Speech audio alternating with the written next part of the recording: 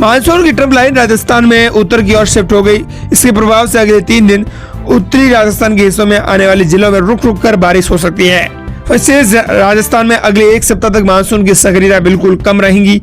जयपुर मौसम केंद्र के अनुसार 3 से 5 अगस्त के बीच बीकानेर संभाग, शेखावाटी क्षेत्र, जयपुर और भरतपुर संभाग के कुछ जिलों में हल्की से मध्यम बारिश का दौर जारी रह सकता है। मौसम विभाग के अनुसार 3 अगस्त को बता दें कि जयपुर, दौसा, अलवर, भरतपुर, धौलपुर, करौली, सीकर, झुंझुनू इन जिलों के अंदर बारिश हुई है। इसके साथ ही आपको बता दें कि अगले 3 दिनों के लिए मौसम विभाग ने अलर्ट भी कई जिलों के अंदर जारी कर दिया है।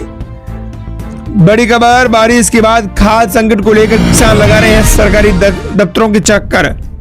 राजस्थान में बारिश के बाद खाद्य संकट का गहरा चुका है। सरकारी दफ्तरों के चक्कर लगा रहे हैं किसान। राजस्थान में अच्छी बारिश के बाद खरीफ फसलों की बुआई का काम तेज हो गया है। इसी बीच कई क्षेत्रों में किसानों को खाद की उपलब्धता को लेकर परेशानी का सामना करना पड़ रहा है। समय पर खाद नहीं मिलने से किसान सहकारी समितियों, कृषि विभाग के कार्यालयों और अन्य सरकारी केंद्रों के लगातार चक्कर लगा रहे हैं।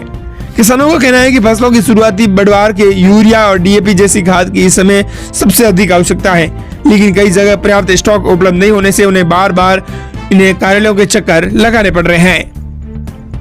बड़ी खबर, राजस्थान के 84 शहरों की बदलेंगी तस्वीर।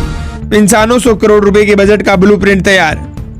राजस्थान के 84 से ज्यादा शहरों की अब प्लानिंग तैयार हो गई है। इन शहरों को भविष्य की जरूरतों के अनुसार तैयार करने के लिए ब्लूप्रिंट बनाया गया है, जिसके लिए करीब 9,500 करोड़ रुपए खर्च किए जाएंगे।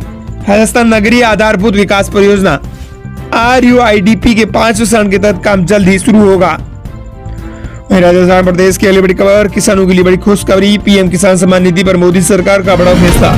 केंद्रीय कैबिनेट ने प्रधानमंत्री किसान सम्मान निधि योजना को 2030 और 2031 तक बढ़ाने के लिए 3.15 लाख करोड़ रुपए मंजूर किए हैं। साथ ही 36,841 करोड़ रुपए की खेलो इंडिया योजना के विस्तार और 5,070 करोड़ रुपए की प्रधानमंत्री सूर्यघर सरोवर योजना को भी मंजूरी दी गई है।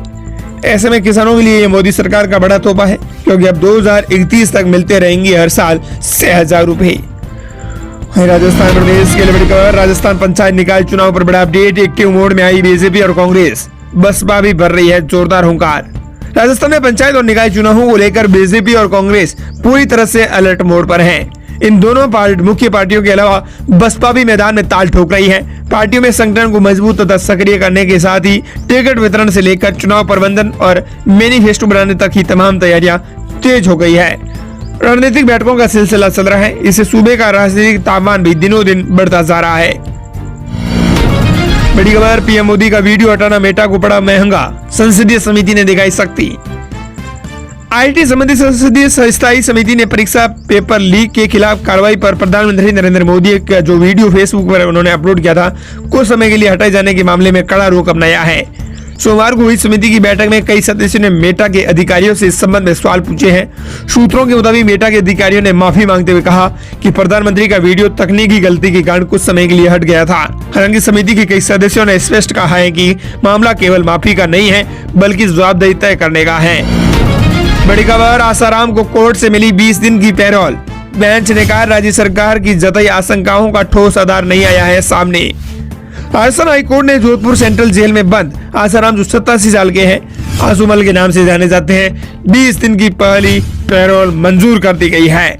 मुख्य न्यायाधीश संजीव प्रकाश शर्मा और न्यायाधीश संजीत पुरोहित की खंडपीठ ने यह फैसला सुनाया है। खंडपीठ ने पैरोल याचिका पर सुनवाई करते हुए कहा, पैरोल से इनकार करने के लिए राज्य सरकार की ओर से दर्शाई गई आशंकाओं का ठोस आधार सामने नहीं आया है।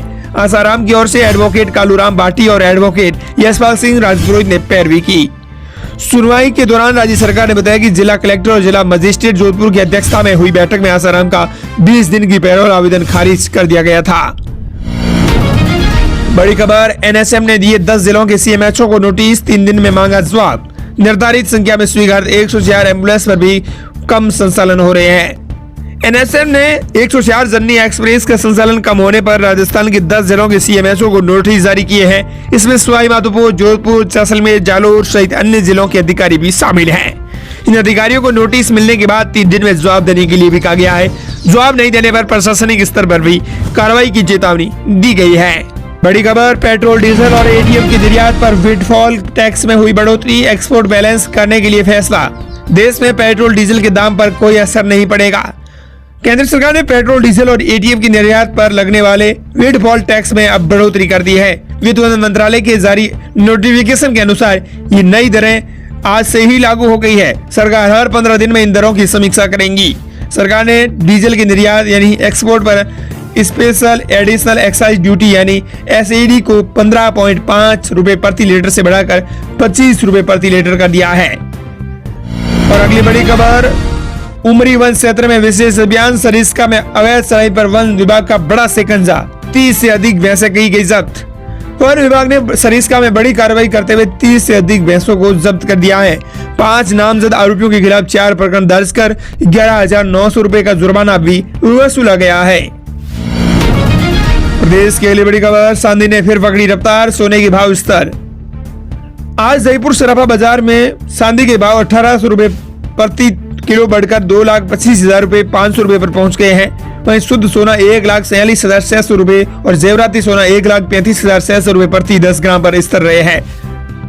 और अगली बड़ी खबर, केंद्र सरकार ने कहा मानगढ़ धाम राष्ट्रीय स्मारक घोषित होने योग्य नहीं है, बड़े पैमाने पर आधुनिक निर्माण हुआ। राजस्थान के जलियांवाला बाग के नाम से विख्यात मानगढ़ धाम को केंद्र सरकार ने राष्ट्रीय स्मारक घोषित करने से योग्य नहीं माना है, इनकार कर दिया है। आरएलवी सांसद हनुमान बेनीवाल के सवाल के लिखित जवाब में केंद्रीय संस्कृति और पर्यटन मंत्री गजेंद्र सिंह शेखावत ने यह जानकारी दी। उन्होंने बताया कि मानगढ़ जो धाम है वो अभी तक राष्ट्रीय स्मारक घोषित होने के लिए योग्य नहीं है। और दोस्तों अगली बड़ी खबर, चुनाव अपडेट को लेकर आ रहे हैं। 3 राज्यों के उपचुनाव हो चुके हैं। 3 राज्यों में मोदी के नेतृत्व को सिर्फ एक ही सीट मिली है। गुजरात में भाजपा ने अपनी सीट बचाई है और मध्य प्रदेश में कांग्रेस ने बाजी मारी है और इसके साथ ही बिहार में अन्य पार्टी ने दर्ज जीत की है।